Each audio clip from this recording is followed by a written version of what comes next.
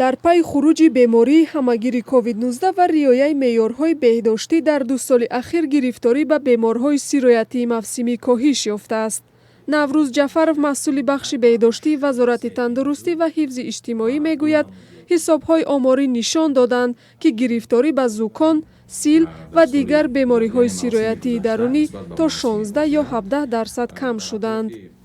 як хулосаи умумӣ карда мумкин аст, ки ман риояи қоидаҳои беҳдоштӣ ва зидди эпидемикӣ пеши роҳи на танҳо сироятии имшабу рӯз сирояти COVID-19, балки дигар бемориҳои сироятиро низ гирифта метавонад.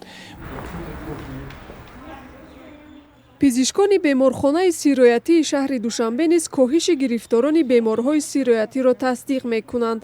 аммо аз он нигаронанд, ки коҳиши хатари сирояти COVID-19 сокинонро метавон боз бепарво кунад. дар худи ҳамин имрӯз дар беморхона ки аз рӯи кад беморхона пешниҳод шудааст ба 390 кад бемор пешниҳод шудагӣ, айни ҳол дар беморхона ҳамагӣ 30 нафар бемор бистарӣ мебошад.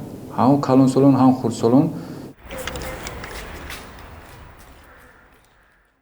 тибқи иттилои Вазорати тандурустӣ ва ҳифзи иҷтимоӣ, дар Тоҷикистон эмкунӣ ба зидди зукон ҳатмӣ нашудааст, вале кулли пизишкони кишвар соли ҷорӣ аз ин беморӣ ваксинаи зидди зукон гирифтаанд.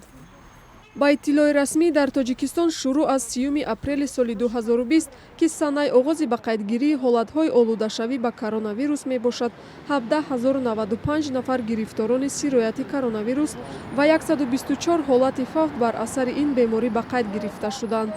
коршиносон ба омори расмӣ ба шубҳа менигаранд ва мегӯянд, эҳтимоли пинҳон доштани омори воқеии гирифторони коронавирус дар Тоҷикистон зиёд аст.